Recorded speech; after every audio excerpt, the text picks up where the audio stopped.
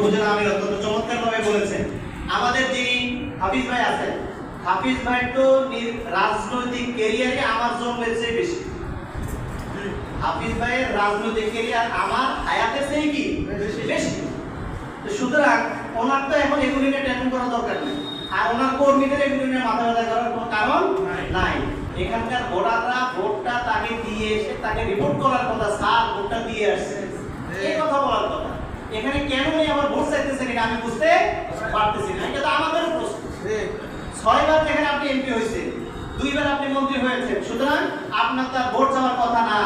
যদি এই এমপি মন্ত্রী হওয়াকালীন সময়ে ভোটারদের প্রত্যাশা পূরণে যদি ভূমিকা রাখা যায়, তাহলে ওই রকম প্রার্থীকে এখন আবার ভোট চাওয়ার জন্য মানুষের দৌড় করে দেওয়ার দরকার আছে নাই। বরং মানুষ তাকে ভোটটা প্যাকেটে করে হাফিজের কাছে এনে দিয়ে বললে সাথ দিয়ে গেলাম, আল্লাহ হাফেজ। সেটা না করে এখন তাদের লোকেরা নিজেরা ভোট চাইতেছে, আবার তারা বাধা দিচ্ছে, এটা তো আমাদের বুঝে আসতেছে না। তাহলে বোঝা যাচ্ছে যে আসলে কিছু সমস্যা এখানে কি আছে, কিছু সমস্যা আছে।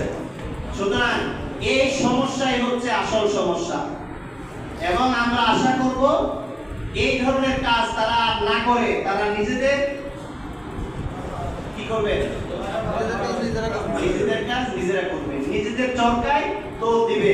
আরেকজনের লোকেরা কোন কোন নীতি কাজ করে, এটা দিয়ে মাথা নষ্ট করে কোনো লাভ নাই। এটাতে যদি আপনি মাথা নষ্ট করেন আরো অনেক কিছু নষ্ট হয়ে যাবে, কারণ আরো 6-7টা আইটেম আমাদের আছে। এজন্য আমরা অনুরোধ করব, আমরাও তাদেরকে নিয়ে টেনশন করার কোনো দরকার আমাদের নাই।